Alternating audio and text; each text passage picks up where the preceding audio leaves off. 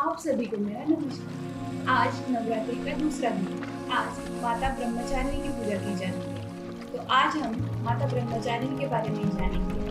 तो चलिए शुरू करते हैं। दोस्तों, माँ दुर्गा का द्वितीय अवतार माता ब्रह्मचारिणी का है और अगर इस अवतार की तुलना करें तो आप इस अवतार की तुलना एक विद्यार्थी के जीवन के साथ कर सकते हैं। माता शैलपुत्री के रूप में शिशु पैदा हुआ। अब उसको विद्यालय जाना है क्योंकि अब जो उम्र है वो सीखने की सही उम्र है और अब हमें अध्ययन करना है। कठिन अनुशासन से ब्रह्मचर्य का पालन करना है। इसीलिए इस अवतार को ब्रह्मचारिणी बोला जाता है।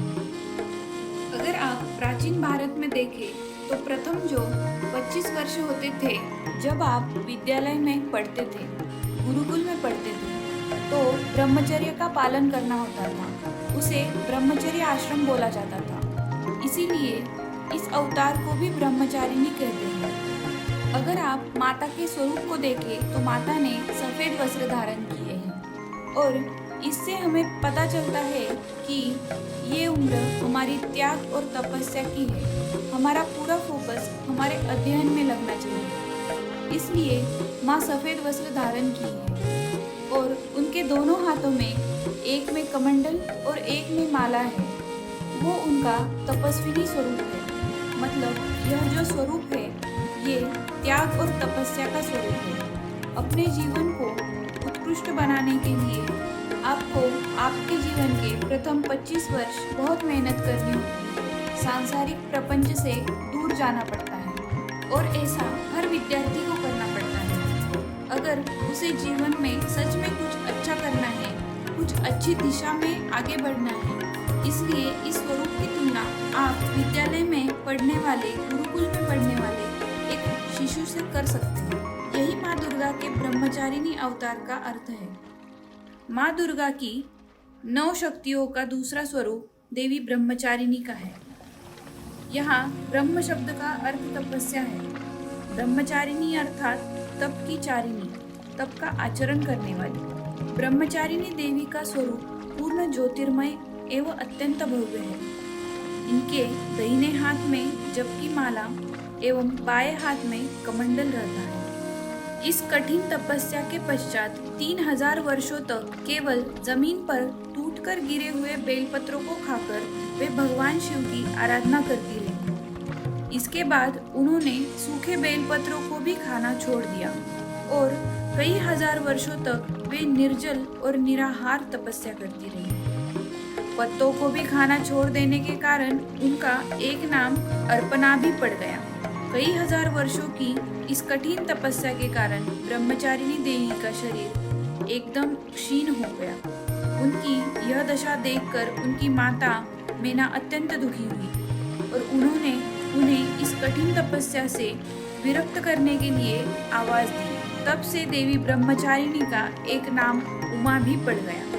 उनके इस तपस्या से तीनों लोकों में हाहाकार मच गया।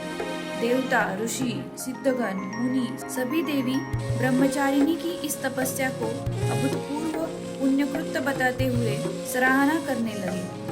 अंत में पितामह ब्रह्मा जी ने आकाशवाणी के द्वारा उन्हें संबोधित करते हुए प्रसन्न स्वर में कहा, हे देवी, आज तक किसी ने ऐसी कठोर तपस्या नहीं की जैसे तुमने की है। तुम्हारे इस अलौकिक कृत्य की चारों ओर सराहना हो रही है।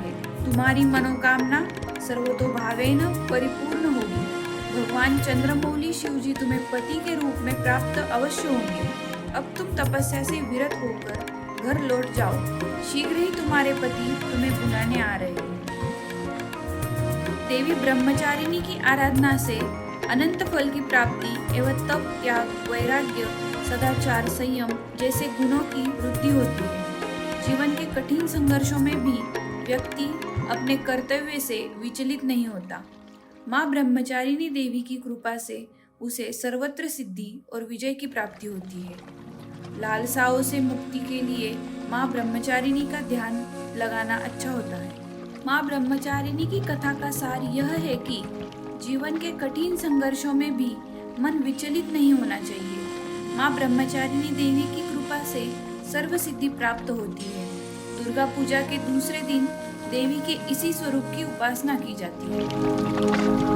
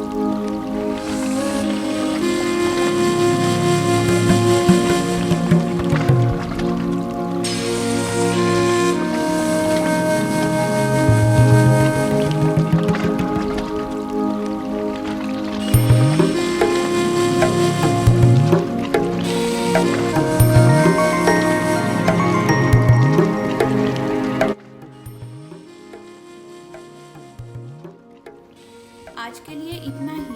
कल हम माता चंद्रघंटा की कहानी सुनेंगे। इस वीडियो को पूरा अवश्य देखना। आप सभी को ये वीडियो कैसा लगा ये मुझे कमेंट करके जरूर बताना। हमारे चैनल को सब्सक्राइब करना, लाइक शेयर और सब्सक्राइब करना ना भूलिए। Thank you.